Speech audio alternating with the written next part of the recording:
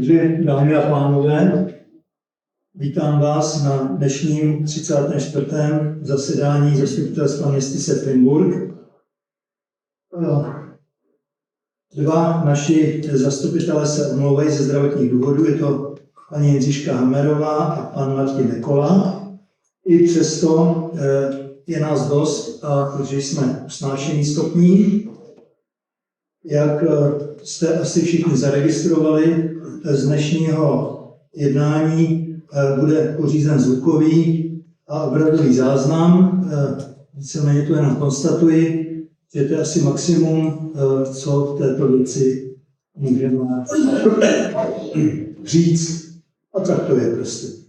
Je to nějaká naše taková úloha, kdy jsme ti zastupitelé a v této věci je nahrávání na jednání zastupitelstvu možný. A víte, že to není poprvé, že jsme to již párkrát zažili, takže je to jistě v pořádku. Určitě by vás to nikoho nemělo nějak limitovat ve svých projevech a v diskuzi. Máme jeden bod na doplnění programu a ten bod je bod číslo 5 a jednalo by se, prosím, zastupitele, aby jsme doplnili, navrhuji, záležitost, kdy se zavážeme odkoupení zbylých pozemků v rámci cyklostezka Černá Frimburk nebo Frimburk Černá. Víte, že tento projekt už běží asi 10 let a minulý týden, když jsem rozeslal a udělal program, jsem měl jednání na Českém kraji a z toho jednání vyplynulo, že subjekty, které jsou dotčeny touto cyklostezkou Frimburk Černá, která je pro nás důležitá, podél komunikace 163, požadují, aby nejenom ten koridor, který je potřebný přímo té cyklostezce, ale aby i ty zbylé proužky, které vzniknou mezi hlavní komunikací, tělesem komunikace 163 a onou cyklostezkou, vykoupily obce. A prosím za stejnou cenu, která byla stanovena znaleckým posudkem, jako má Jihočeský kraj.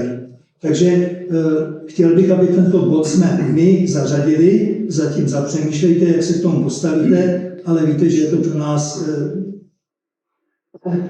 velmi důležitý projekt, že je to životní záležitost, aby jsme s tou Černou propojili bezpečnou cyklostezkou a bezpečně zde mohli lidé jezdit mezi našimi obcemi.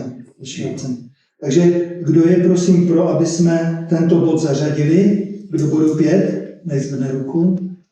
Všichni, nikdo se nezdržuje, nikdo není proti. Takže máme odsouhlasený program a tím bychom ukončili to zahájení a prosím, aby si zastupitelé vzali zápis 33. usnesení zasedání a pana tajemníka požádám, aby nás seznámil, jak jsou plněna jednotlivá usnesení z toho minulého jednání. Prosím. Tak, jedná se o zápis číslo 33 ze dne 18.12. A usnesení číslo 115 bylo neschválení vypuštění bodu číslo 7 potoční stezka, dodatek, takže to se týkalo vlastně programu zasedání a pak se schválilo doplnění bodu 116 2025, což bylo doplnění ve věci podnětu spolku Frimburk. Byl tam samozřejmě návrh, který upravený programu o tyto dva body. Dále to bylo usnesení číslo 117. Další usnesení číslo 118 bylo schválení rozpočtu na rok 2026, kde byly uvedeny příjmy výdaje a výdaje, které budou financovány z přebytku hospodaření z minulých let. Takže to je ve výši 14 149 000. Za rozpočet je podle zákona zveřejněn. Dneska jsme měli mimo jiné i audit nebo přezkum hospodaření, takže to kontrolovali. Usnesení číslo 119 byl střednědobý rozpočtový výhled, taky o podle zákona o rozpočtových pravidlech územních rozpočtů byl taky zveřejněný. Dále usnesení 120 bylo uzavření dohody o poskytnutí dotace na projekt Lesní cesta k Maxovi, takže to bylo odesláno.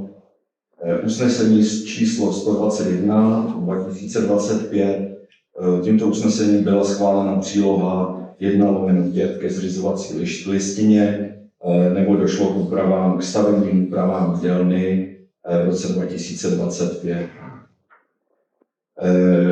Samozřejmě základní škola obdržela usnesení číslo 122 2025. To bylo odvod a přikázání základní školy, aby nám odvedla vlastně částku 925 000 z investičního fondu, to už máme na účtu, takže splněno. Usnesení číslo 123 2025 bylo uzavření dodatku číslo 1 ke smlouvě o dílo se zhotovitelem IRO stavební.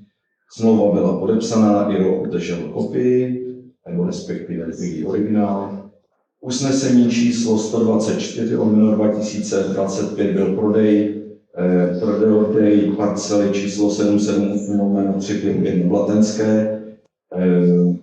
Smlouva byla podepsána, takže čekáme na zápis do katastru nemovitostí.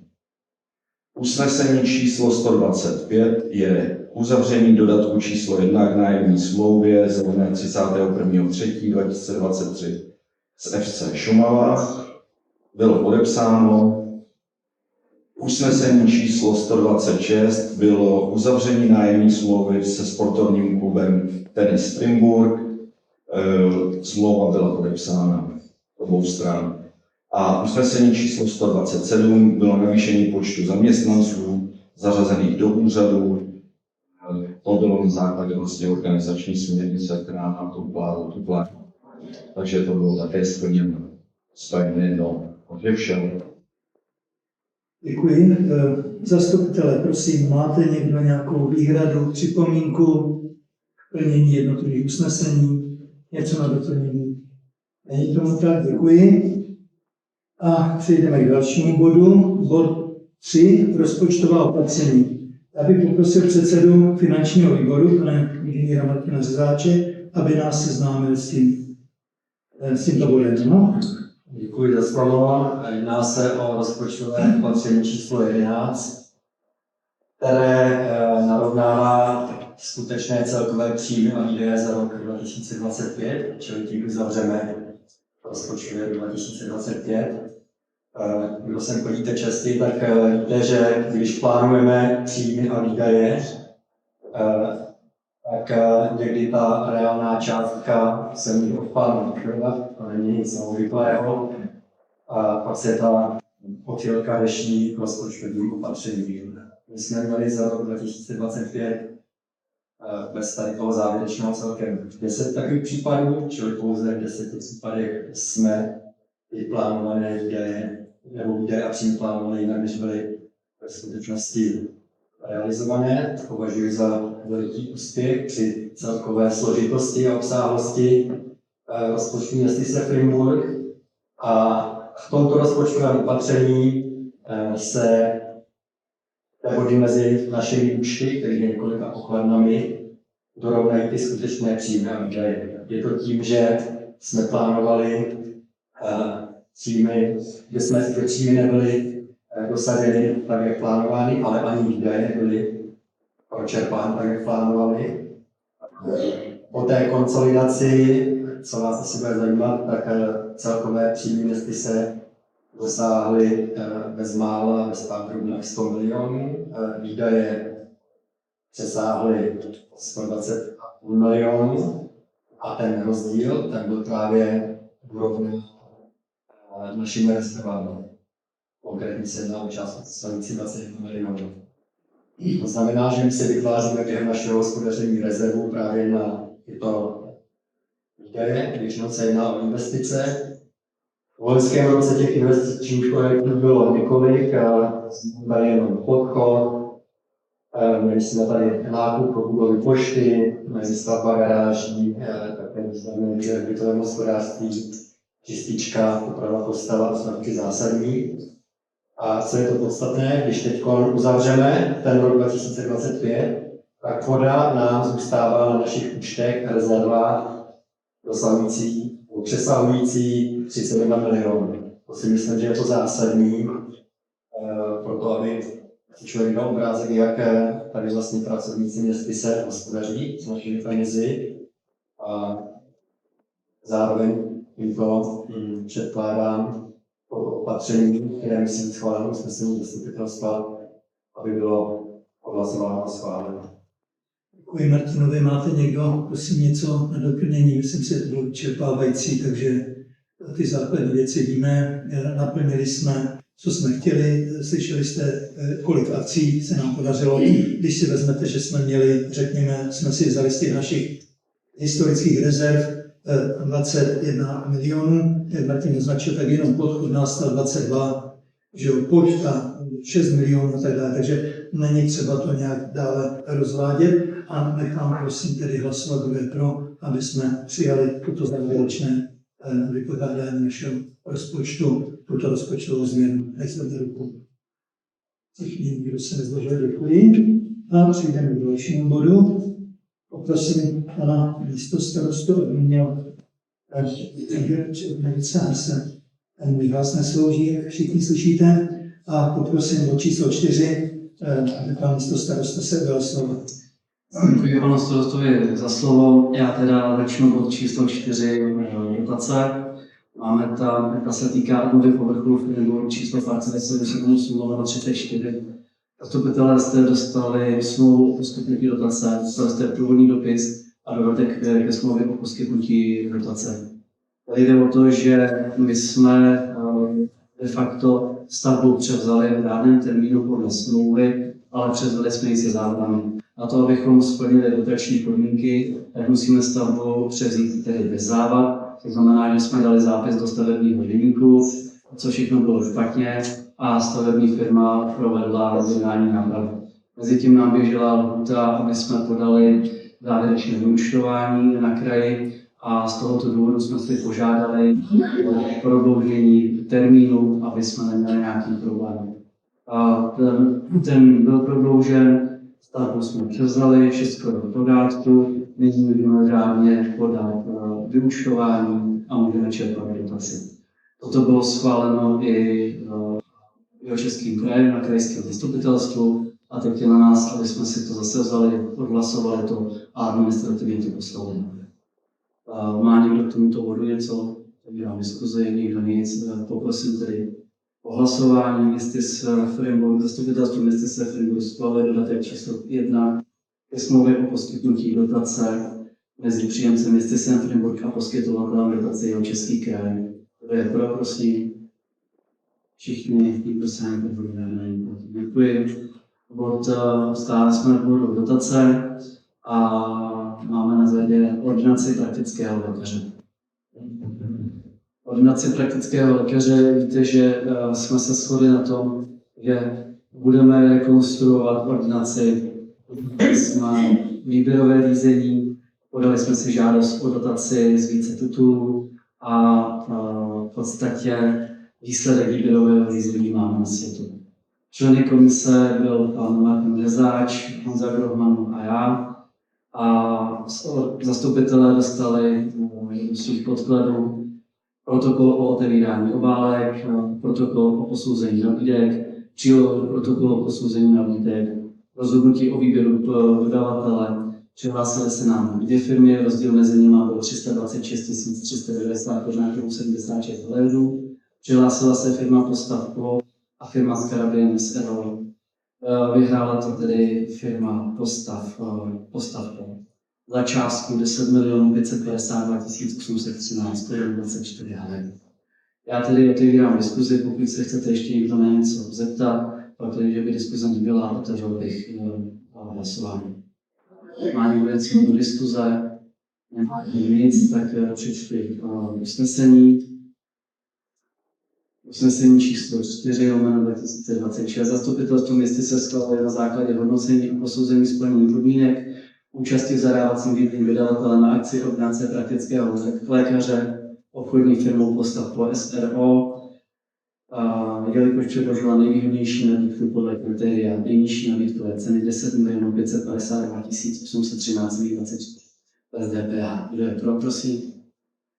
Děkuji. Firma si bude staveniště přebírat, myslím, 20.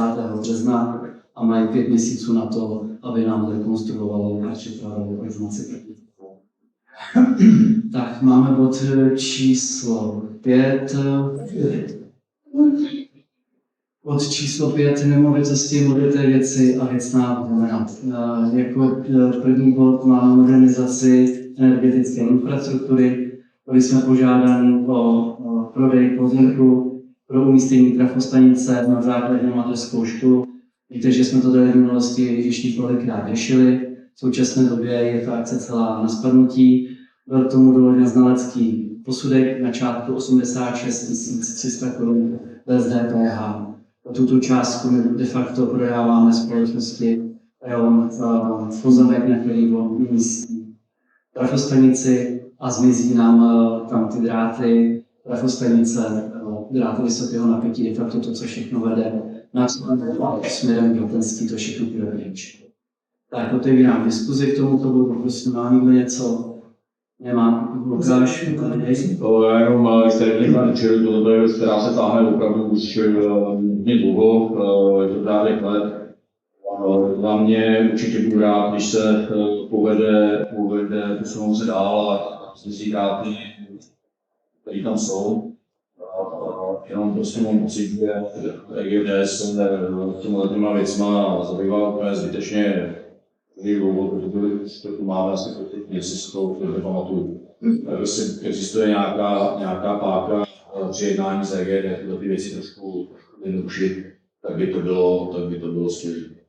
Jinak samozřejmě, jak jsem řekl, tím, že se dají dát do země, posouváme se zase v rámci infrastruktury dál, takže to plně podporuji. Děkuji. Tak, někdo další, prosím? Někdo nic? Tak přečtu usnesení číslo 6, 2026. Zastupitelstvo města Settlingu schvaluje na prodej parcelní číslo 757 v A. Freiburg Kutní, cenu Čvardovou, teď jsem se tady trošku před. Schvaluje 207.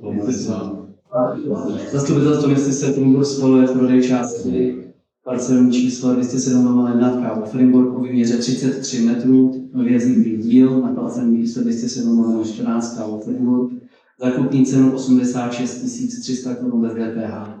Kupující EGD a kdo je pro, prosím? Všichni, nikdo není, kdo se nezdržel. Děkuji vám. Další bod máme prodej pozemku parcelního čísla 757 7 v Frimburg. Střelnice, kdy jsme byli požádáni de facto majitelem o prodej pozemku, který je pod objektem. Tento záměr byl zveřejněn. Dostali jste k tomu všichni znalecký posudek. Po zveřejnění jsme obdrželi nabídku na odkup pozemku za částku 5300 Kč na metr čtvereční. Já tedy k tomu otevírám diskuzi a potom zase děláme hlasování. Má k tomu někdo něco? Taktéž střelnice už se táhne několik let, co se týká ceny nabídnutý, tak samozřejmě, když jsme si měli pořádný hospodář, měli bychom žadateli sdělit, že prostě je tady cena taková a buď to bude akceptovat a ten pozemek podmínek bude odmítlo, anebo to akceptovat nebude a dá se to teda za tu nabídnutou, nejvyšší nabídnutou částku. Dobře, děkuji. Někdo jiný do diskuze? Martin? Jestli mi něco nevzniklo, pan Fejfar se mezi tím pozval, mám nějakou informaci. Ten vycházel z toho jenom, že jsme mu řekli, že ten prodej byl uskutečněn na základě znaleckého posudku. Takže on víceméně s tím znaleckým posudkem byl seznámen, nebyl nadšen, ale to se nedá nic dělat. ale takhle to je. Nicméně my jsme to zveřejnili a na základě toho zveřejnění se tam objevila ještě vyšší nabídka a my musíme tedy přistoupit, jak říkal pan Lukáš Mrázek, předseda kontrolního výboru, na tu vyšší částku. Takže takhle to je a my dnes rozhodneme a přirozeně oslovíme vlastníka nemovitosti samotné, aby s pozemkem mohl vytvořit jeden funkční celek, což byl i jeho záměr a takhle to dneska prostě je předložené. To mě právě překvapuje, že on sám na nás měl ten první krok, ten tlak, svůj záměr realizovat, že tam myslím tím zadám na prodej čemkoliv a jsou vlastně samozřejmě vytáhli, takže překvapuje, že on, který to inicioval a měl ten zájem, tak teď se mě připomněl. No, uvidíme. Prostě asi věřil ten proces, který tady nastane, že nějak bude nastaven a v tom smyslu, že on nás přeci žádal, pojďte mi pomoct a sjednoťme vlastnictví mé nemovitosti, pozemek a samotnou stavbu. Což je dneska věc, která je právně vyžadována také. Někdo další do diskuze, prosím? Nikdo, děkuji. Já se dovolím teda přečíst usnesení číslo 6/2026. Zastupitelstvo města Seferinu schvaluje prodej parcelní části 757/7 Káru Ferinu za koupní cenu stanovenou odhadem tržní hodnoty nemovité věci za částku 5300 z DPH a úhrady všech nákladů spojených převodem nemovitosti panu Alešu Filiperovi. Kdo je pro, prosím? Všichni, další bod tady máme prodej pozemku parcelního čísla 778/342 v Káru Frimburg. Jedná se o pozemek v lokalitě Blatenská pro výstavbu rodinného domu v trvalém bydlení. Tuto žádost podal pan Pavel Krajovský. Opět zastupitelé obdrželi odhad tržní hodnoty nemovité věci, záměr prodat nemovitost majetek a nyní otevírám diskuzi k tomuto bodu, zda prodávat nebo neprodávat a poté vyvoláme hlasování. Hlásí se někdo do diskuze, prosím? Nikdo? Já si dovolím přečíst usnesení číslo 7/2026. Zastupitelstvo města Seferinu schvaluje prodej parcelního čísla 778/342 Frimburg manželům Krajovským za částku 3790 korun za metr čtvereční, včetně DPH. Cena byla stanovena odhadem obvyklé ceny nemovité věci číslo 202/5019 na výstavbu rodinného domu k trvalému bydlení za podmínek uvedených v usnesení zastupitelstva města Seferinu číslo 94/2020 ze dne 12.10.2020 a za podmínek projednaných na zasedání zastupitelstva města Seferinu dne 28.4.2025. Kupující uhradí náklady spojené s převodem nemovitosti ve výši 16 289 korun bez DPH. Kdo je pro, prosím? Všichni, nikdo není proti, musíme držet. Děkuji.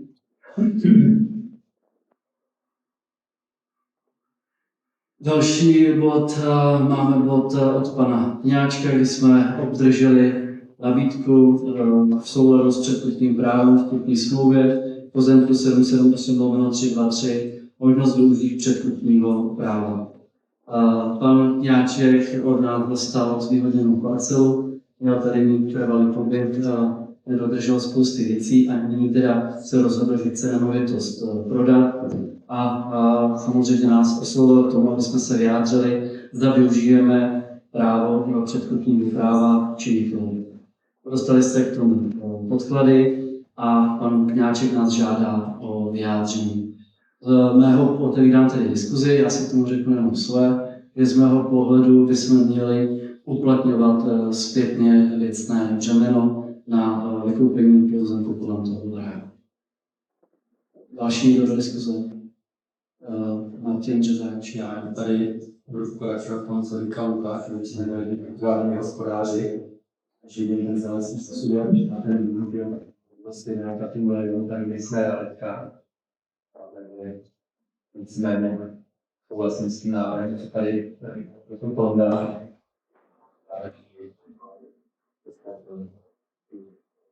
Děkuji za názor, Lukáši.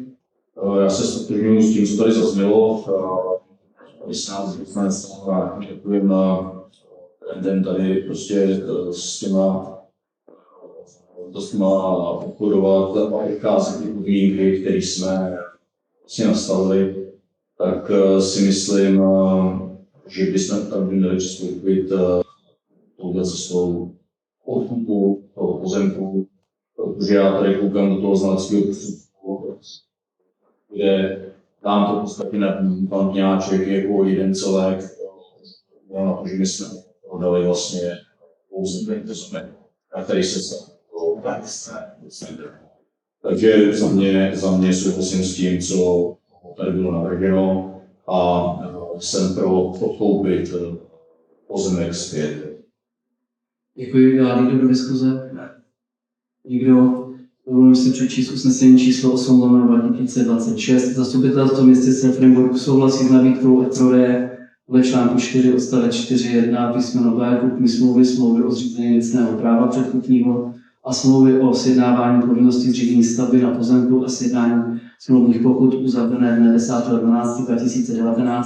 Jejímž předmětem je pozemek parcelní číslo 708/323 Kápo nebo kdo je pro, prosím. Někdo proti, zdržel se. Tak, další bod máme zprávu údržba silnic a jedná se o smlouvu o budoucí smlouvě zřízení služebnosti sjezdu a inženýrských sítí. Já poprosím Romana, aby mi tam dal kousek prezentace, vezmu si slovo, něco se pokusím říci. V podstatě jedná se o lázeňskou naučnou stezku, kterou už se snažíme připravovat nějaký 3 roky.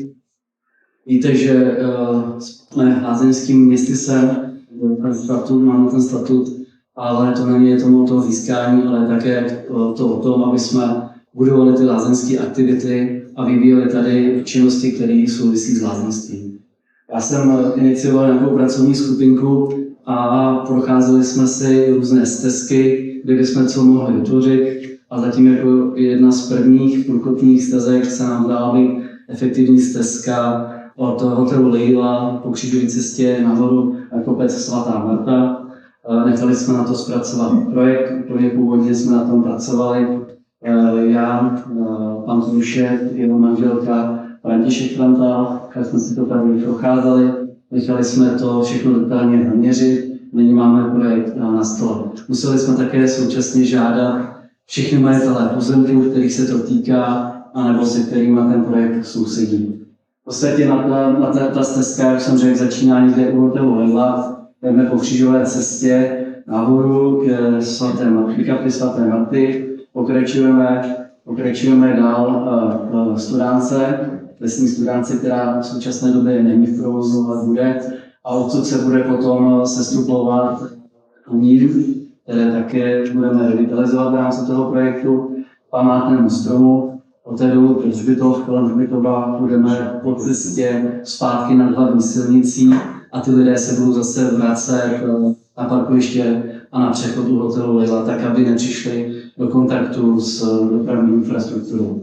Je tam vytvořeno asi zhruba 15 stanovišť, nějakým způsobem interaktivní, jsou tam hradní prvky, jsou tam i tabule, které říkají něco o historii, o lesu. Jsme před stavebním povolením, máme souhlasné stanovisko od Lesů České republiky, od pana Dlouhého, od naší církve a teď máme souhlasné stanovisko od Správy údržby silnic a tato administrativně potřebuje ještě posvětit přes zastupitelstvo. A celé té stezce bude také vytýčena a vypíchnutá historie. Byla tam nějaká lyžařská chata, tu tam chceme taky ukázat. Jak jsem říkal, jsou tam cvičební prvky.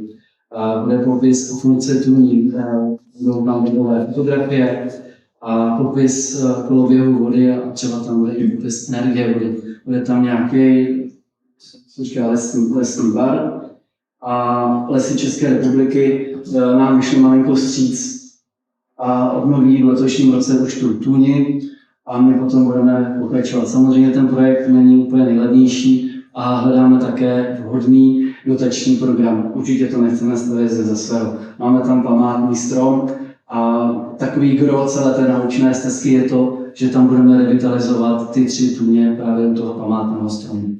To je asi tak v kostce všechno. Nyní se vrátím teda k tomu požadavku správy údržby silnic a otevírám diskuzi, pokud se chcete někdo na něco zeptat.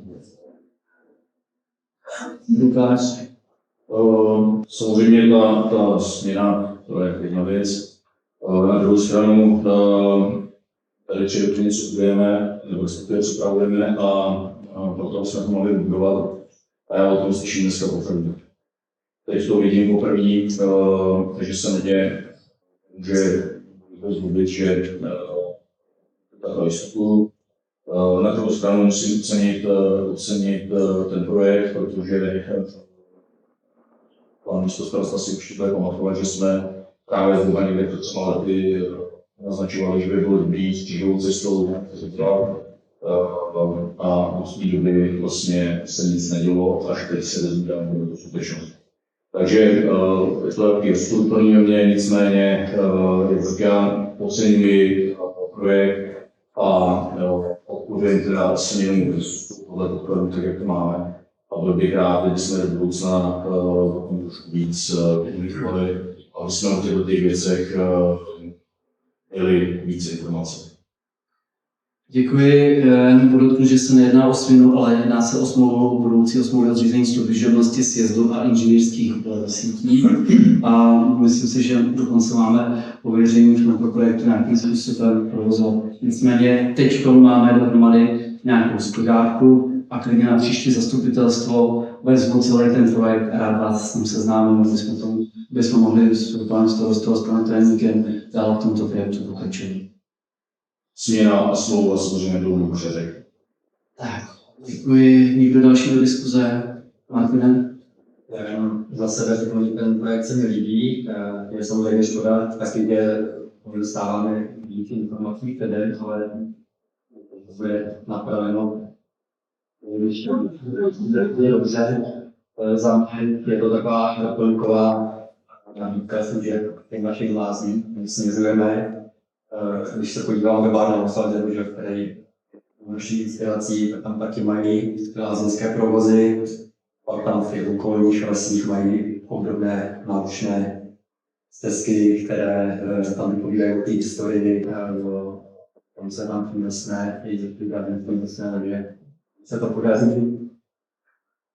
Myslím, že z toho budeme profitovat a já budu pandu a klienti, aby jsme na ty prostředky nějaké programy. Děkuji. Dá někdo do diskuze? Nikdo? Tak já si dovolím přečíst číslo usnesení. Zastupitelstvo městyse Frimburskové uzavření smlouvy o budoucí smlouvě o zřízení služebnosti sjezdu a inženýrských sítí mezi budoucím povinným Český kraj se sídlem zimního stadionu České Budějovice a budoucím oprávněným městysem Frimburg právo umístění stavby s názvem Lázeňská naučná stezka Marta u Frimburg na pozemku parcelního čísla 893/1 KU Frimburg. Kdo je pro, prosím? Všichni, zdržel se, někdo proti, nevím.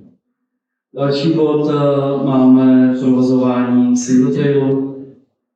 Tak v podstatě máte ve svých materiálech smlouvu o provozování singletrailu na území katastru městyse Frimburg. Jak už tak bývá, když něco máme a něco se staráme, musíme na to i mít nějakou smlouvu.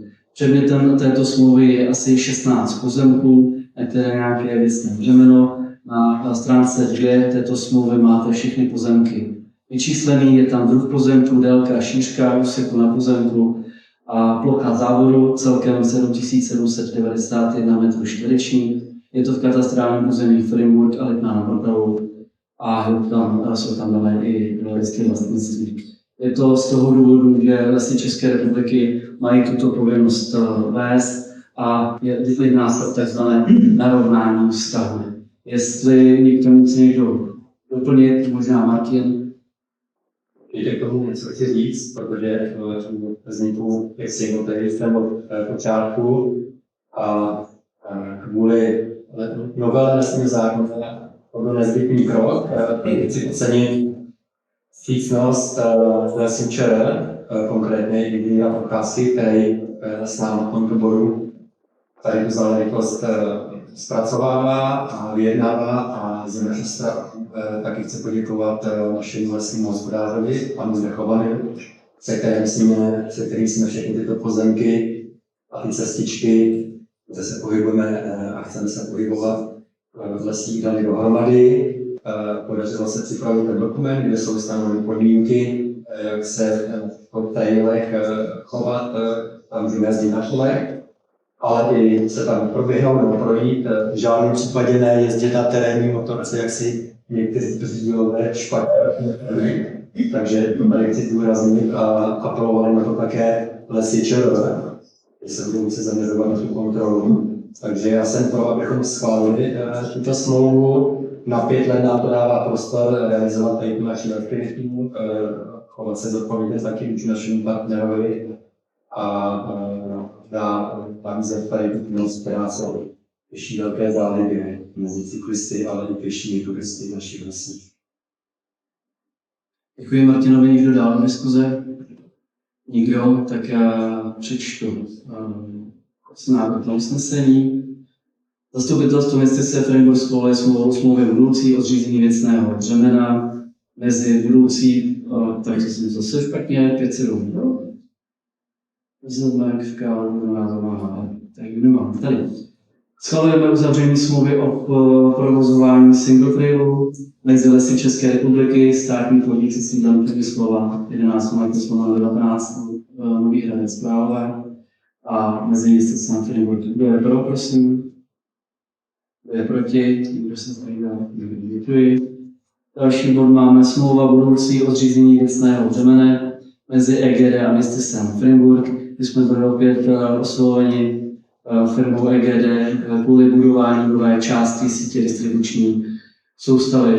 Jedná se o pozemek číslo 145/1. Nějaká diskuze k tomu, prosím? Nic, takže zastupitelstvo městyse Freiburg schvaluje smlouvu o smlouvě budoucí o zřízení věcného břemena mezi budoucí povinnou EGD a městysem Freiburg. Kdo je pro, prosím? Všichni, držel jsem ji. Další bod máme zrušení usnesení číslo 68/2025 ze dne 23.6.2025 prodej parcelního čísla 778/345 v Kálově. Zastupitelstvo městy se obdrželo tyto podklady: zápis, žádost kupujícího, záměr prodat nemový majetek, sdělení o schválení prodej pozemky. Budoucí kupující neučinil žádné kroky k uzavření kupní smlouvy a je tedy před námi návrh na zrušení usnesení. Otevírám tomuto bodu diskuzi. Lukáši? Tady je víceméně jasný, že jestli vůbec nereaguje a neplní ty podmínky, na základě kterých by byl ten pozemek prodán, tak musíme přistoupit k tomuhle kroku. jako zejména proto, aby nám ten pozemek neblokoval a měli šanci podat i další žadatelé. Nic víc. Děkuji za názor. Další. Ono se to netýká tohohle usnesení, ale v předchozím usnesení číslo 11 je EGD budoucí oprávněná, takže jsem to změnil. Písařská chyba, omlouvám se. Nicméně já to tady vidím tak, jak Tak, můžeme usnesení číslo 12 teď zkusovat. Usnesení číslo 12/2026 zastupitelství města Freiburg vynucují z důvodu nenaplnění usnesení číslo 68/2025 ze dne 23.6.2025, které se týkalo prodeje parcelního čísla 778/345 v Kálu. Kdo je pro, prosím? Kdo je proti? Zdržel se někdo? Děkuji. Další bod máme nabídku k převodu majetku darem. Zastupitelé města se obdrželi k tomuto bodu také podklady. Je to tzv. pozůstatek po developerovi Framework EU. Blatenský, kdy víte, že tam dáváme spoustu věcí do pořádku. A máme na tomto pozemku, konkrétně který je náš, máme všechny inženýrské sítě a je to součást obytné zóny Vlapenska. Já bych si dovolil tím říct, že pokud bychom tento pozemek nepřijali, je to vlastně darem, aby jsme v budoucnosti, kdyby se nám vyskytla nějaká nehoda, museli jsme tam něco opravovat, aby jsme museli oslovovat několik majitelů pozemku žádostí o vstupu a někdy potřebujeme rychle jednat a rychle opravovat, aby nedošlo k větším škodám. Otevírám diskuzi k tomuto bodu. Nikdo nic, tak já si dovolím přečíst návrh na usnesení číslo 13/2026. Zastupitelstvo města Sefrenburg schvaluje nabití pozemku parcelní číslo 778/287 a parcelní čísla 778/106 v Sefrenburg uzavření darovací smlouvy. Kdo je pro, prosím? Děkuji, někdo proti, někdo se drží. Tak. Teď navazuju na bod, který jsme zařadili na začátku zastupitelstva. Jedná se tedy o odkoupení pozemků v rámci projektových příprav cyklostezka Černá Pošumaví Frimburg. De facto ten projekt už trvá trochu asi více jak 5 let a vždycky to trvá tak, že kraj něco vysoutěží, dostal to na starosti nějaký projektový manažer druhé občanské republiky, který se s tím asi moc nevěděl rady. Tady to teda musel vzít do vlastních rukou. Domluvil se s vlastníky pozemků, tam, kde má vést cyklostezka mezi Frimburkem a mezi Černou Pošumaví. Je to hlavně z důvodu bezpečnosti, víme všichni, jaký je tam v létě provoz, takže tu cyklostezku já osobně vnímám jako potřebnou a nejsem asi jediný. Tady se tedy s těmi majiteli těch pozemků domluvil, že vykoupí tu část, co povede pod tou cyklostezkou, a následně to bezplatně převede do vlastnictví města Sefrenburg a zase na druhé straně do vlastnictví Černé Pošumavy. A teď jde o to, že ty majitelé si dali nějakou žádost nebo podmínku a ta je taková, že města Sefrenburg a Černá Pošumaví, aby odkoupili ty zbytkové pozemky, to jsou tedy ty pozemky mezi tou silnicí a mezi tou cyklostezkou.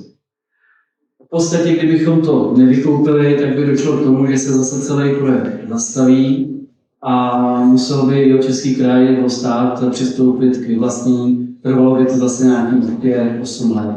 Tady vidím jakoby zlatou střední cestu, aby jsme tyto pozemky vykoupili, získáme zase do svého majetku, získáme nad tím nějakou kontrolu, to znamená, že nám tam nikdo nebude moct investovat nějaké stánky nebo reklamy a popřípadě s tím můžeme dál sami hospodařit. Podle odhadu je návrh kupní ceny 500 Kč za metr čtvereční, jedná se zhruba o nějakých 1800 metrů čtverečních. Ten seznam těch pozemků a to geodetické zaměření jste dostali.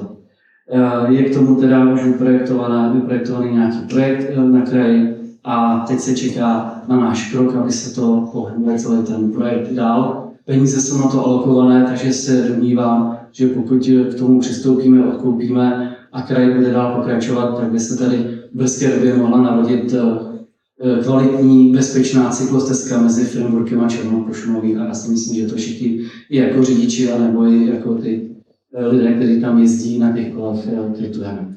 Otevírám tomuto bodu diskuzi. Má někdo něco proti? Realizace 2.27, ano, byste měli představu z posledního výstupu podali na kraji. Pokud vyšel tento materiál, tak tam byl i tento termín uveden, ale za předpokladu, že my a Černá Pošumaví k tomu přistoupíme tak vstřícně, že naplníme tu podmínku těch farmářů. Já jsem samozřejmě jeden, který volá, nebo vlastně stavbě cyklostezky mezi Frimburkem a Černou, to všichni vědějí. Nicméně tenhle ten dokument, který jsme tady dostali, je poměrně obsáhlý, která je to nějakých 1700 metrů čtverečních na úseku mezi Frimburkem a Černou Pošumaví, tak tam se dá konstatovat, že prostě to není nějaký velký celky. Nicméně já bych si dovolil sám za sebe ve věc vložit do příštího zastupitelstva. Věřím tomu, že to nějak zásadně neovlivní ten projekt. ano, tak mě prosím někdo opravte a chtěl bych se s tím podrobněji seznámit a potom určitě budu hlasovat. Dobře, k tomu vás musím ubezpečit, že to je právě naopak. Ten čas spěchá a ti farmáři tu naši odpověď chcou co nejdřív a na to navazují další projednávání v rámci Českého kraje, takže bohužel to nestrpí žádného odkladu a musíme o tom hlasovat dnes. Já jsem pro ten projekt, protože víme, jak dlouho už se tento projekt od svého počátku táhne a kdo všechno se tam odvolával, možná se ještě odvolá. Je tady řešení, za kterého teda nejsem já osobně nadšený, ale vím, že to je taková cesta největšího zla. Protože samozřejmě zemědělci, kteří ty pozemky získali kdysi za zlomku, se než požadují, tak samozřejmě na tom chtějí vydělat i na každém proužku od krajnice a té cyklostezce. Je to teda částka 500 korun za metr plus minus, je to že nějaký 300 milionů minus, tak si myslím, že to teda ochotní vydat a přežít, abychom nebránili, se ta cyklostezka opravdu mohla 2027 začít realizovat tam. Děkuji Martinovi. Ano, tyto pozemky už jsou zaměřeny a jsou daným geometrickým plánem, který má konkrétní výsledky. Dá někdo do diskuze, prosím? Takže přijdeme tedy na hlasování. Asi ten celý to usnesení číst nebudu, protože by jsme to opravdu. Takže zkusím nějak Romana, aby nám to zformuloval, číslo usnesení 14. Zastupitelstvo města se Freiburg schvaluje uzavření kupní smlouvy prodávající farma Milná, farma Milná SRO, na základě který město Freiburg koupí do svého vlastnictví pozemky 27/2, 3, 4, 2106/2, 2396/2, 2396/3 a 2454/2 na základě geometrického plánu schváleného jeho českým krajem za kupní cenu 500 Kč. Náklady spojené s nákupem pozemků v hradním městě Freiburg. Děkuji, kdo je pro, prosím. Zdržel se někdo? Jeden proti nikdo. Tak děkuji a bod 5 sebou přicházíme na bod 6. Obecně závazné vyhlášky číslo 1, 2, 3. Ve svých materiálech máte obecně závaznou vyhlášku o stanovení obecního systému odpadového hospodářství. Tam se jedná o to, že nám skončila platnost staré vyhlášky, takže ji musíme ze zákona mít aktualizovanou. Máme tam do toho zahrnuté komplexní odpadové hospodářství. Je tam stanovení obecního systému povinnosti každého, kdo je do systému, se zapojí. Obsahuje oddělené soustředění, svozy, měsíční, paušální, roční částku pro toho, kdo se do toho systému zapojí. Tato vyhláška by vlastně účinnosti od 1. čtvrtí 2026 a jedná se tedy o aktualizaci. Otevírám k tomu diskuzi, má někdo něco, prosím? Nikdo nic, tak prosím Romana o přečtení a o hlasování. Bude rychlý. Usnesení číslo 15. Zastupitelstvo města se Freiburg schvaluje obecně závaznou vyhlášku číslo 1/2026 o stanovení systému odpadového hospodářství. Kdo je pro, prosím? Nikdo proti, někdo se zdržel, nikdo. Děkuji. Další bod je žádost o ukončení o udělení výjimky z nočního klidu, takzvaný Bartoloměj Fest. Víme, že tady máme novou skupinu lidí, Baťáky, který nám organizují 3. ročník. Je to o sezóně, konkrétně 22.8.2026 a opětovně nás vyhledají o prodloužení o výjimku nočního klidu, tedy aby noční klid byl až od půlnoci. Otevírám diskuzi, má někdo k tomuto něco, prosím. Nic. Děkuji, přečtu usnesení číslo 16 Romano. No, Zastupitelstvo města se schvaluje obecně závaznou vyhlášku číslo 2026 o noční klidu festival Bartolomí. Kdo je pro, prosím? Všichni nikdo se nedrží, nikdo není proti. Třetí obecně závazná vyhláška města se o noční klidu o prázdninách, jedná se o kulturní akce na pláži, když jsme dostali tedy nějakou žádost, zda by se nedaly ty akce nějakým způsobem zredukovat, tak mohu říct, že teda ano, z původně plánovaných 8 akcí se redukuje vystoupení na počet 6. Opětovně tady stanovení nočního klidu, tedy od půlnoci. Otevírám diskuzi k tomuto tématu. Má někdo něco, prosím, Martine? Já to chci jenom doplnit, že vlastně teď už to bude dříve než tak pravý třetí ročník, že jo, toho letního. Už čtvrtý, vlastně takhle je to, myslím třetí, kdy se jede do půlnoci, ten první vlastně se jenom do 10. Ale je to čtvrtý a Jsem přesně myslel a začínali jste s nějakým vyšším počtem akcí, domluvil se na nějaký redukci a teď je 6 akcí, jestli se nepletu, máme těch 6, no. no, tak vám tam na redukci došlo. Jo, a tady ještě v těch dokladech, já myslím, že jsem to tam viděl tam ten pán, takže za roky 2025, takže teď zase vykoníme akci. A za mě teda musíme najít nějaký rozumný kompromis mezi tím pořadatelem a místní samosprávou a obě jsme kompromisy šli, takže já nevím, co je teda redukovat.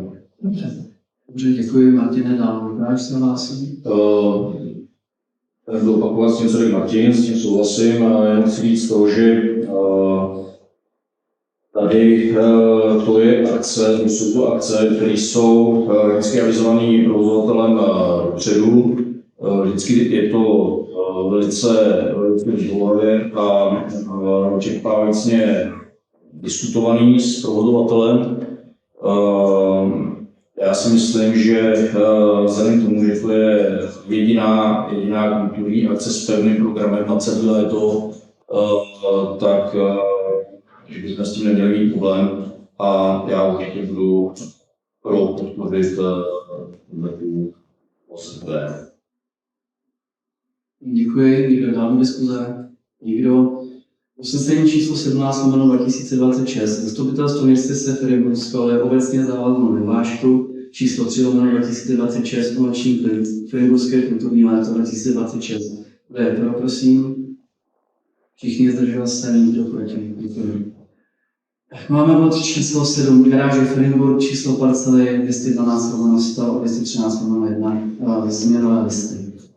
Jak jistě víte, zastupitelstvo města se rozhodlo na dalších jednání, že postavíme nové garáže.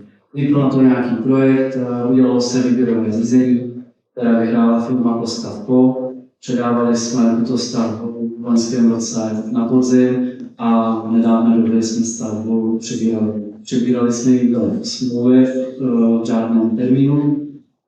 Musím tedy říct, že tady jsme museli hodně počítat a zároveň si i době, než vás seznámím s výsledkem, na jakých jsme číslech, tak si dovolím poděkovat Marku Johanovi, který nám dělal stavební dozor na tuto akci a musím říct, že jsme tam hodně spekulovali, laborovali, hádali se a dokázali jsme udělat velice krásný výsledek. Tady více položky, položkový rozpočet stavby na více pracích máme ve výši 455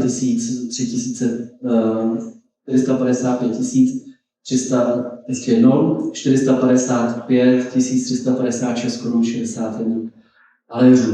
V těchto položkách více prací máme zemní práce, například jistění výkopu, nějaká komunikace, bourání konstrukcí a nějaká práce při montážích plus veřejného osvětlení. Teď proti tomu postavím ty méně práce, které vyšly na částku 1 183 417 korun. Když odečteme více práce, méně práce, tak jsme celkově v plusu a šetříme 727 691 56 haléřů. což si myslím, že je na tuhle stavbu velice dobrý výsledek. Stavbu jsme přebírali v termínu, ale převzali jsme ji s určitými závadami. Se zhotovitelem jsme se tedy domluvili, že poslední fakturační dekádnu nebudeme hradit, dokud nebudou napraveny ty věci, které jsou tomu špatně. Jedná se konkrétně o nějakou izolaci na střeše. To kvůli klimatickým podmínkám nebylo možné hned realizovat, takže se stanovil nějaký termín, do kterého to ta firma zrealizuje. A na to, aby jsme mohli tento projekt úplně dokončit, potřebujeme odsouhlasit více práce, méně práce a k tomu i dodatek číslo 1 ke smlouvě podílu. Není to vázané tedy žádnou dotací, takže máme relativně čas. Já si myslím, že z toho výsledku máte radost. Ostatně jsem vás tady minule informoval ohledně Platenské, jak probíhala ta stavba. Takže s Markem Brohou jsme byli hodně flexibilní, když byl někdy nějaký problém na Platenský nebo tady na garážích, tak jsme tam byli i nad rámec kontrolních dnů, anebo i jsme se tam vyskytovali sami. A tady je ten výsledek. Otevírám k tomuto nějakou diskusi, prosím. A bude něco. Lukáš. Já v rychlosti akce Kotěhla k určité realizaci, protože si myslím, že to bylo na místě a děkuju nějak nahlas sdělil ta práce stavebního dozoru, kdy vlastně ten dělal celý průběh stavby po té administrativní stránce nebo po té stránce technické, tady spolupráce s panem místostarostou, takže to se nám určitě vyplatilo a já jsem tam v těch podkladech viděl poměrně značnou úsporu a myslím si, že se nám vyplatilo ten stavební dozor na té akci, respektive odborné na té akci. Takže za mě tomu nemám nic víc. Děkuji, někdo další? Martin? Když se chválí, tak je potřeba chválit co nejvíc. Za mě nejsem stavař, ale za finanční výbor cením to, že se nám podařilo vydat stavební dozor takový, který nejen splní ty svoje náležitosti a dokáže bojovat jednak za technickou stránku stavby, ale i jednak za tu finanční, kde nám spořil několik set tisíc, takže taky Marku díky. Děkuji. Někdo další diskuze? Dovolím si přečíst usnesení číslo 18/2026. Zastupitelstvo města Freiburg schvaluje uzavření dodatku číslo 1 ke smlouvě o díle ze dne 2.6.2025 a zhotovení stavby garáže Freiburg číslo 212/100 a 213/1 Karl Freiburg v důsledku více prací a méně prací. Kdo je pro, prosím? Všichni nikdo se nedrží. Děkuji. Přecházím do bodu 8. Spolky, organizace, finanční daň. Zastupitelé městy se obdrželi návrhy organizací a jejich zúčtování za předchozí rok. Vzhledem k tomu, že je nám všem dobře známá jejich činnost, navrhuji, abychom hlasovali o přidělení finančních údajů hromadně. Jedná se tedy konkrétně o tyto spolky v těchto částkách. Aqualung Klub Freiburg ve výši 110 000 Kč. EBC Freiburg ve výši 40 000 Kč. Spolek Zdraví Freiburg ve výši 40 000 Kč. Spolek Včas ve výši 100 000 Kč. Sportovní klub Tenis Freiburg ve výši 25 000 Kč. Spolek Český rybářský svaz Spolek Český svaz včelařů ve výši 10 000 Kč a FC Šumava Freiburg ve výši 520 000 Kč. Já otevírám teď k tomuto bodu diskuzi. Víte, že každý rok podporujeme všemi směry všichni, kdo jakýmkoliv způsobem pracuje s mladým, dělá nějakou kulturní aktivitu a různé jiné věci pro firmy. Tak, ale ty jsi někdo do diskuze, Martin? Takže říká si ligaři? Já myslím, říkal. Máme ten Aqualung Klub, FBC Freiburg, Spolek Zdraví Freiburg, Spolek Včas, Sportovní klub Tenis Freiburg, Český svaz včelařů, A tebe tady mám. Pardon, tak se tam může ještě, já vím, že máme materiály do upozornění, ale že byste ještě se za 20 000 korun. Samozřejmě tam patří, tak tuhle chvíličku jsem nenašel, já jsem našel jiný. Tak ještě. Tak, dál v diskuzi. Ano, za finanční výbor, jak bylo setkání spolků, tak jsme si řekli, že vás rádi podpoříme ve stejné výši jako loni. Nicméně tady, že Aqualoop tam je trochu výjimka, ale tam to chci osvětlit, aby zase někdo si nemyslel, že jsme neměřili všem stejným metrem. Víte, že Aqualoop se dostal trošku do problému v tom, že tady prostě nedošlo ke shodě na podmínkách při výcviku dětí v našem bazénu. Bazénu není po regionu moc otevřený, kde to je možné tenhle výcvik realizovat. Proto jsme to řešili operativně, nějaký fakturaci za loňský rok. A oni, protože nenašli zase moc společnou řeč, tak už si ten rozpočet nastavili tak, aby jim ten dár na činnost pokryl ty jejich požadavky. To tady nechci říct, aby to zaznělo na dnes. Děkuji Martinovi za finanční výbor. Někdo dál na diskuze, prosím. V své skutečnosti tohle jsou spolky, které tady tvoří to kultura nebo sportovní žití nebo jakákoliv jiná činnost, která sdružuje lidi. To je, si myslím, za mě důležitý tady zmínit. To jsou právě ty lidi, o kterých si tady můžeme kdykoliv. Nejsou to ty lidi, kteří nás tady nechávají natáčet a dělají z nás zloděje a vlce. Takže já jsem rozhodně pro to, samozřejmě na to zákon odhlasovat a hlasovat to ámo. Děkuji. Další někdo v diskuze? Já bych chtěl pochválit fotbalisty, že ten Václav je, protože sice žádají nejvíc, 520 000, ale byli schopní si sehnat dotace ve výši 615 000 za loňský rok, tak to si myslím, že je super. Děkuji. Určitě to se 3 za minutu. Děkuji. Někdo další? Nikdo. Poprosím tedy pana, aby nám formuloval usnesení.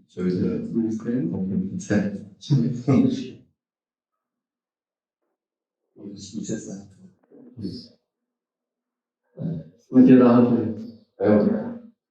Tak já budu té chvilky teda a jen bych se tady děkoval tak ještě jednou všem spolkům, všem aktivistům, kteří dělají něco pro framework v tom kulturním, společenským nebo sportovním životě, patří velký poděkování. Se podívejme teď třeba na Ski Areál, už 14 dnů máme téměř letní teplo nebo jarní teploty a on je schopný ještě furt udržet to lyžování a do toho ještě dává večerní lyžování v úterý a v pátek. Jenom tomto doplněk, tady je jedna z důležitých věcí to, že velká část zástupců těch spolků sem přišla, je nějakým způsobem ty věci komunikují a na rozdíl od těch, co nás nechávají natáčet, tak tady nejsou, mezí. Ale prostě myslím si, že když něco chci, v případě něco žádám, že je to férový, se objevit, bych mohl případný dotazy zodpovědět a nebo v případě, když bychom se chtěli na něco zeptat my, tak aby byli schopni odpovědět mě nám. Děkuji Lukášovi.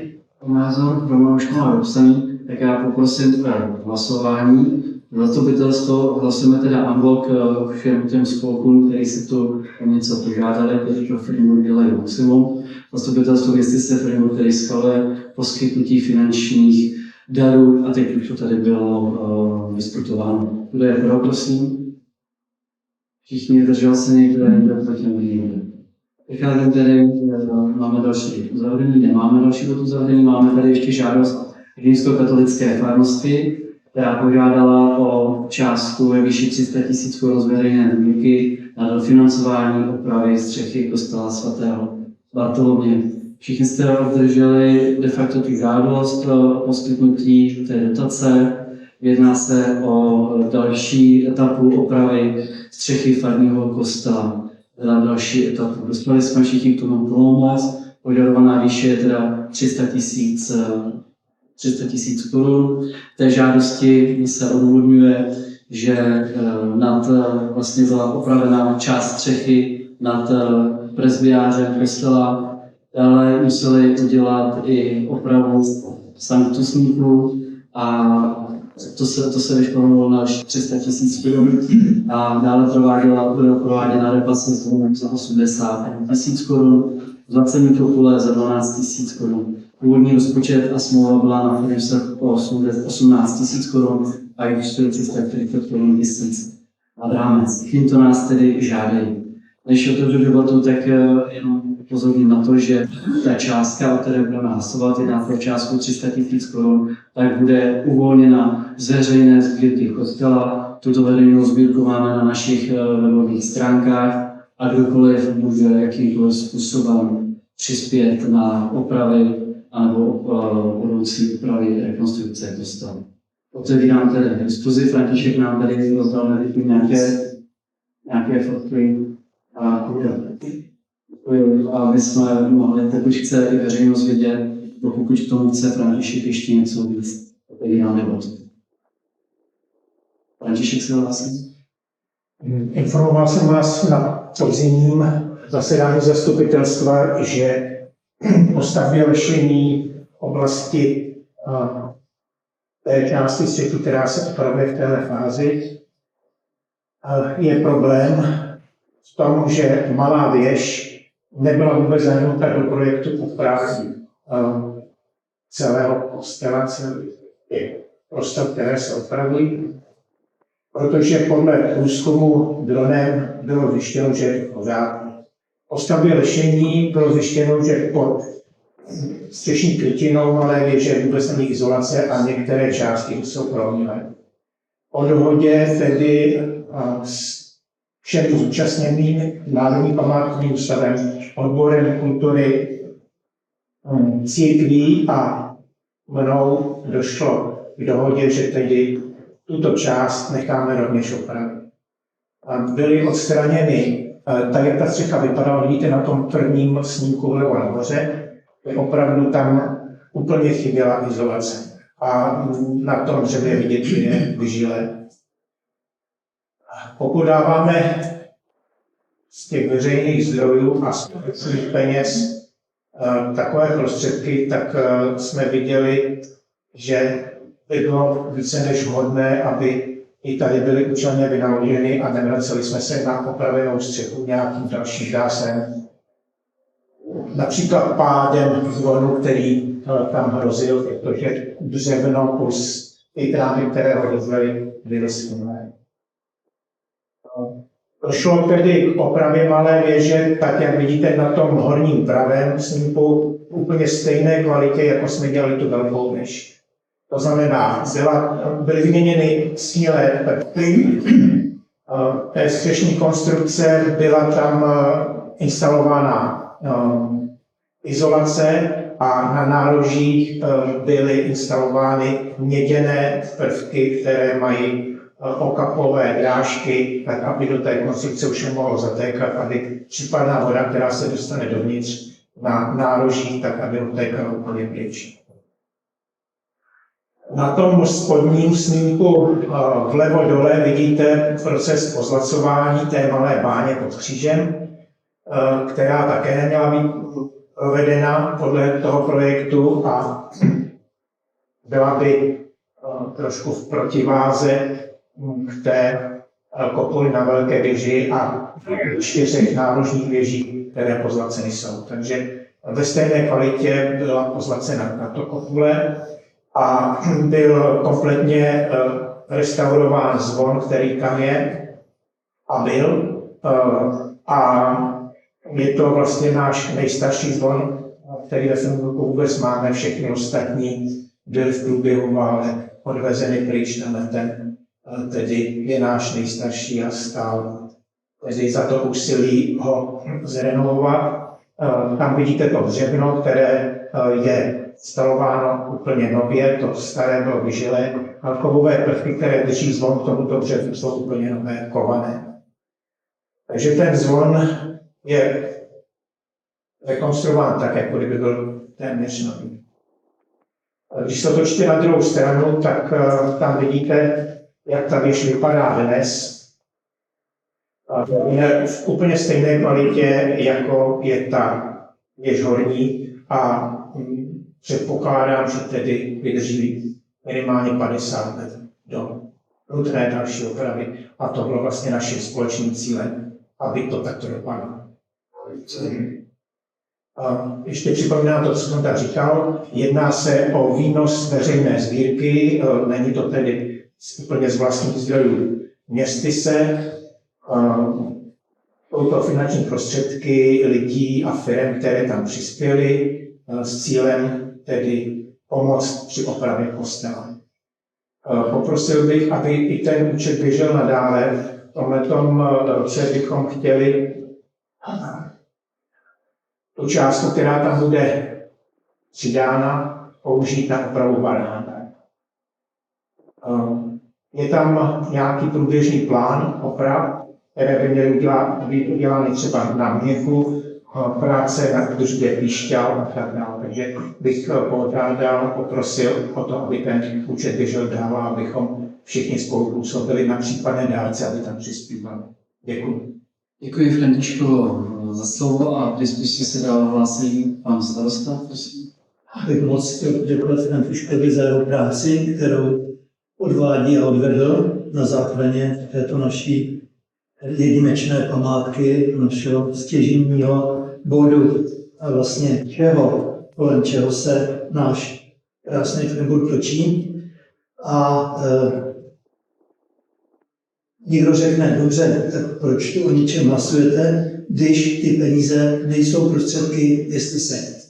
To je sice pravda, ale ta sbírka je pod naším vedením nebo správou, zodpovědností a po konzultaci s Jihočeským krajem, aby jsme ji mohli nechat neustále živou, byla též otázka, zda uvolňování těch prostředků, byť prokazatelně na ten správný účel, pro který je ta sbírka vytvořena, musí být schváleno zastupitelstvem. Tak proto prosím, o tom budeme ještě hlasovat. A jsem rád zase, že jste dostali takovou vyčerpávající informaci a zase, když narazíte na někoho, kdo by nám chtěl přispět na tento náš účet, ta sbírka je otevřená stále a budeme jenom rádi. Může to být, máme i řadu příznivců našeho městečka, takže věřím, že i tam se najde zase někdo, kdo nám bude chtít takto pomoct. Děkuji panu starostovi, ještě někdo dál do diskuze? Není, když tomu tak přečtu návrh usnesení číslo 25. Lomeno 2026. Zastupitelstvo městyse Frimburk schvaluje uvolnění částky 300 000 Kč z výtěžku veřejné sbírky na opravu věže kostela svatého Bartoloměje ve Frimburku římskokatolické farnosti Frimburk, náměstí 1 38226 Vodoplány.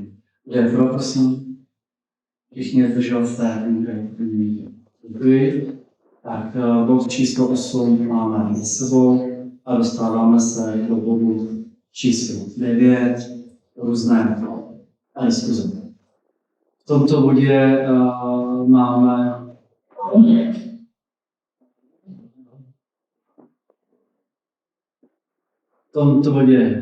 máme tři body. Dovolím si teda říct, že první bod bylo, my jsme dostali podnět pro kontrolní výbor městyse Frimburk ve věci podnět pro kontrolní výbor městyse Frimburk ve věci nepravidelná pevněná plocha ohraničená kameny na pozemku parcely číslo 231/1 Frimburk. A druhý podnět je od spolku Frimburk zase podnět pro kontrolní výbor městyse Frimburk ve věci stavby zahradního dvorku a užívání pozemku parcelní číslo 231/1 KO Frimburk jako zahrady číslo 337. Tady si dovolím konstatovat jednu věc, že vzhledem k tomu, že zastupitelstvo městyse stanovuje, pověřit kontrolní výbor, aby se zabýval těmito podněty. Budeme hlasovat na základě znalostí dané situace kolem těchto podnětů dohromady. Otevírám diskuzi k těmto podnětům a sám za sebe mohu říct, že tyto podněty mají v šetření městský stavební úřad v Horní Plané a nevidím důvod, proč bychom měli zatěžovat administrativní záležitostí náš kontrolní výbor. Otevírám diskuzi, prosím. Martine? Já jenom pro veřejnost a pro diváky našeho přímého přenosu, protože to přímo streamované, tyto podněty podali 2 spolky. Možná se na to podívají. Proč ne? Podali 2 spolky, Finsko 106 a spolek Frimburg. Mají stejného předsedu. Je to Tomáš Václavík. Většina frimburských občanů, kdo je pan Tomáš Václavík, pro který to neví, tak tento člověk se zamlouval do zákona 106 o veřejném informacím. Proč ne? A zásobuje nás už zhruba 3 roky, nebo více než 3 roky, s těmi podněty, které jsou desítky. My mu dle zákona dáváme informace, ten souhrn těch informací přesahuje už počet sice 9 000 listin a on je ve většině případů nespokojen s těmi odpověďmi. To je jeho problém, já zase dodávám, že to bude nějaké úrovni lidského chápání důsledního zdraví. Zde opět žádal o nějaké informace a my jsme mu dle zákona informace postupili. Protože on se zase cítí v situaci, že jsou pro ně nedostatečné, to je jeho problém. Má mnoho řešení, jak dál postupovat. Jedním je, že se obrací na jiné instituce, když se stavební úřad. Já bych nerad tady zatěžoval náš kontrolní výbor, aby řešil kde jako záležitost typu Kelišová, akorát se to posunulo do role, že si tady hrajeme ping-pong přes datové schránky, takže já rozhodně nebudu hlasovat pro to, aby kontrolní výbor se těmito záležitostmi utíral. Naopak dával podnět Tomáši, prosím tě, pokud ti to není jasný, seber odvahu, buď trochu chlap a chci s námi diskutovat tady osobně, jako chodí tady předsedové spolku, ty jsi taky předseda spolku. Věřím, že konstruktivní diskuzi se tady nikdo nebrání.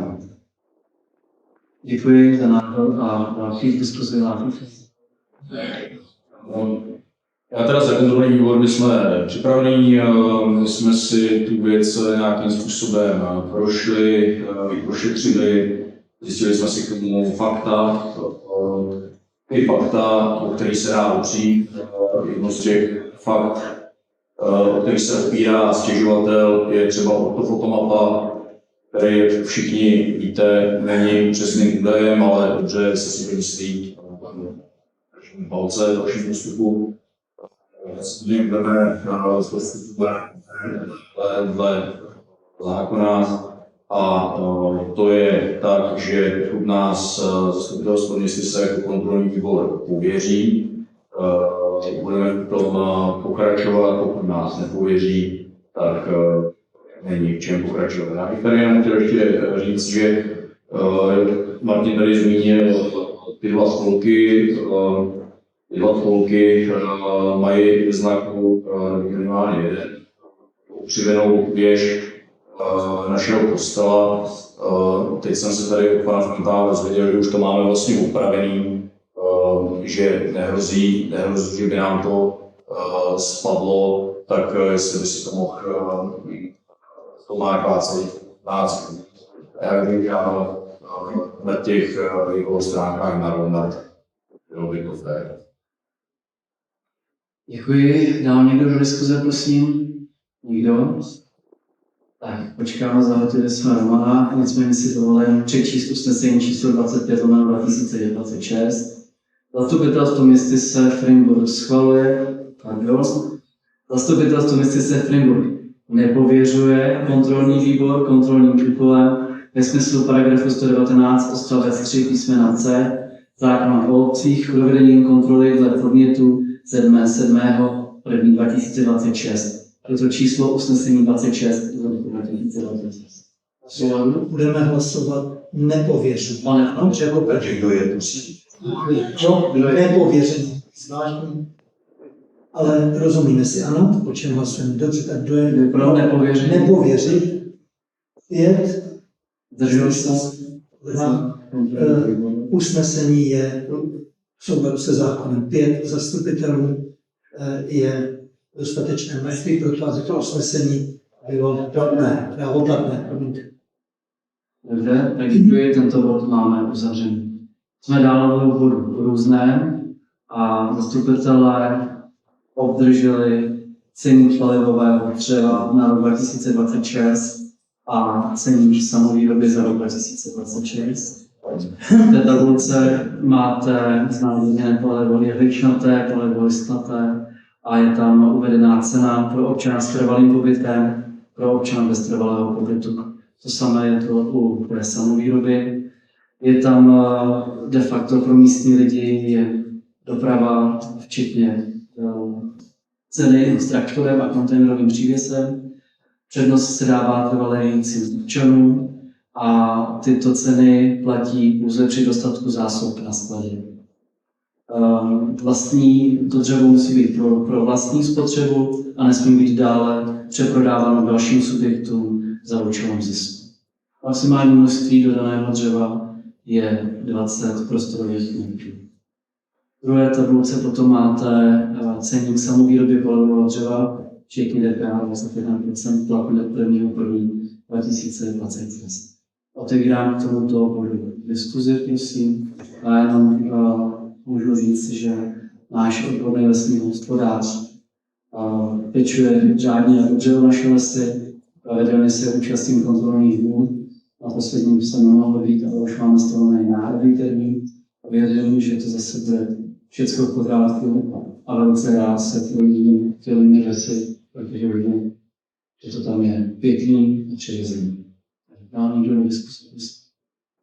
Já dělám doplním, co se týká kontrolné návesy, byl jsem účasten, v podstatě prošli jsme si s odborným lesním hospodářem administrativu, tam není co vytknout. Souběžně s tím jsme probrali některé témata, které nás pálí, jim naslouchá, hledá k tomu nějaký konstruktivní řešení, takže je v pořádku.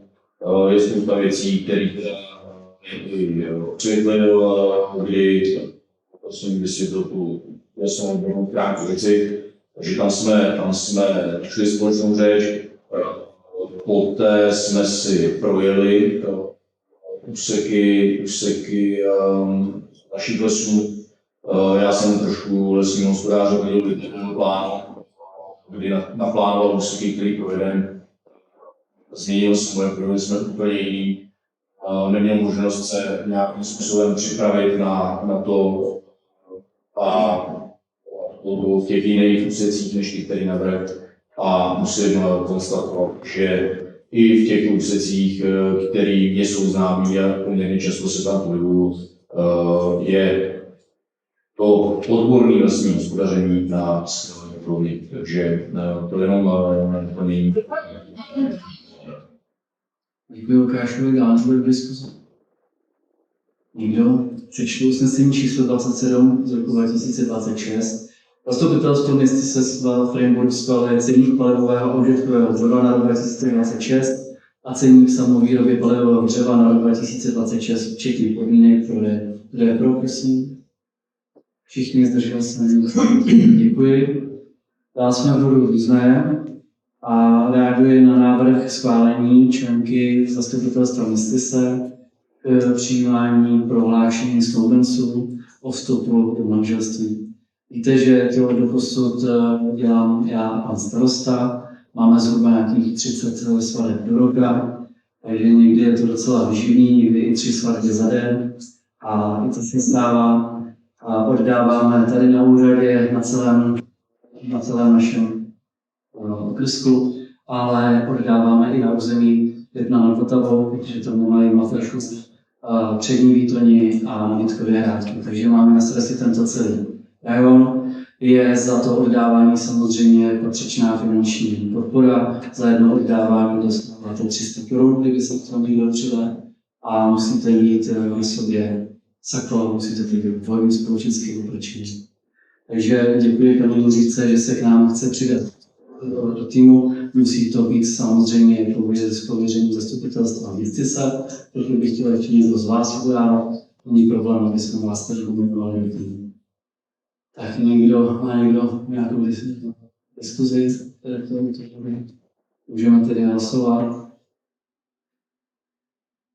Usnesení číslo kolik? 30. Usnesení číslo 30. Zastupitelstvo Městyse Freiburg schvaluje v souladu s paragrafem 568 zákona 89/2012 občanských zákonů vedení pozdějších předpisů a paragrafu 11 odstavce 1 zákona číslo 301/2000 sbírky o matrikách, jméno a příjmení a o změně některých souvisejících zákonů vedení pozdějších předpisů paní Jindřišku Hammerovou, členku zastupitelstva Městyse Freiburg k přijímání prohlášení snoubenců o vstupu do manželství. Kdo je pro, prosím? Všichni zdržel se, nikdo proti. Děkuji vám. Jsme dál v bodu různém, já už mám vše vyčerpané, tak předávám prostor zastupitelům. Martin? Já jen v rychlosti chci tady ohlédnout za druhou sezónu, protože si to zaslouží trochu prostoru. Ještě dobíhá do svého finále, ale zimní sezóna byla z mého pohledu velice vydařená. Freiburg díky tomu navštívilo tisíce turistů. Proto bych chtěl poděkovat provozatelům našeho lyžařského areálu, inženýru Dlouhému a jeho týmu, dále pak všem, kteří se zasloužili o webovou magistrálu a také všem, kteří se zasloužili o opravu veškerských tratí. Všimli jste si všichni, že když napad sníh, zamrzlo jezero, tak to tady žilo nejen o víkendech. Já, když to vozu klíčovou lyžařským bavením, tak jsem měl možnost se bavit s desítkami těch lyžařů, aby tady maximálně světový nebyl takovým tomu pozitivním image Městyse a bylo to prostě skvělé. Takže děkuji. Děkuji Martinovi, já se přidávám. V podstatě tady to musí být tak flexibilní, že pokud přijde nějaký mráz nebo sníh, tak všichni, kdo se tím zabývají, musí okamžitě reagovat a nelze tady to plánovat dopředu, že prostě ve čtvrtek uděláme tratě, ve čtvrtek uděláme ovály, to prostě tak nejde, tady se reaguje na počasí, jak do něco provedený, tak málo splní. My jsme tu smlouvu taky měli nějakou, ale potom se to uděláme až někdy. Mám si říkat tím, že jsme na kameru v médiích. Děkuji i zástupcům médií, kteří nás taky zviditelnili v dobrém, v tom horším, ale jak já říkám, blbá reklama je reklama, takže taky byli jsme lidi. To tu zlé republice. Děkuji Martinovi. A někdo další poznámek?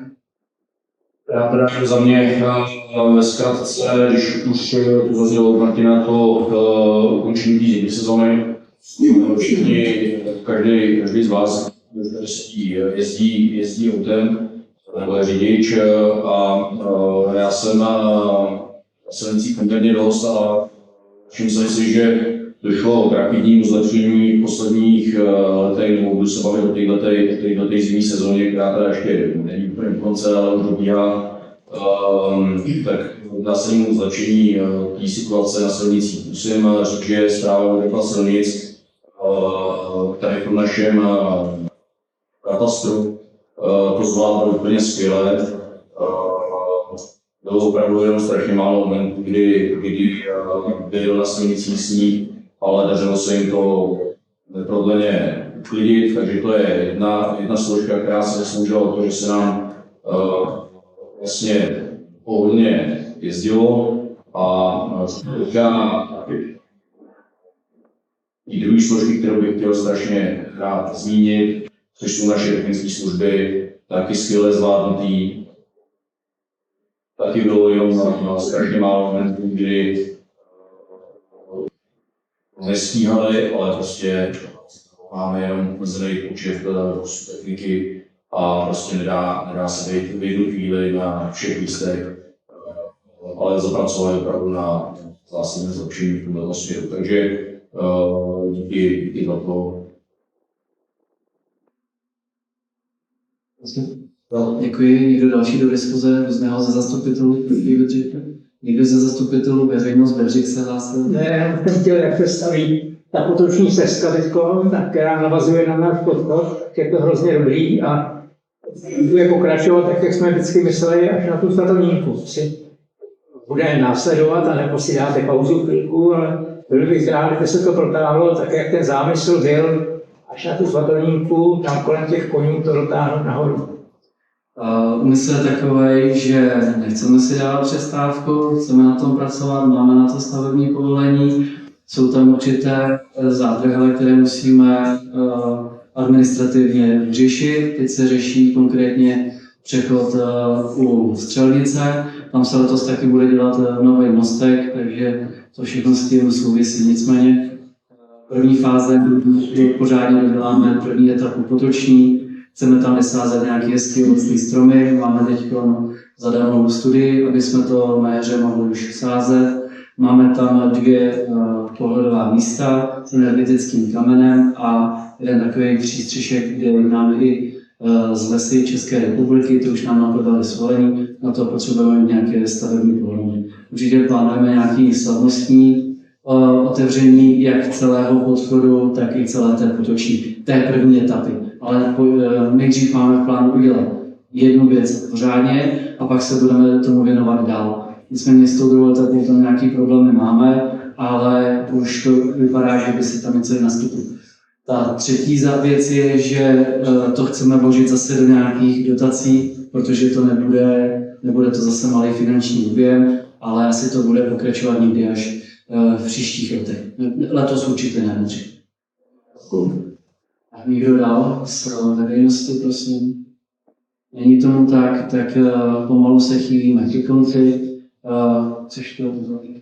Já děkuji, dámy a pánové, za vaši přítomnost, děkuji za vaši objektivitu a vám zastupitelům také a dnešní zastupitelstvo považuji za ukončené.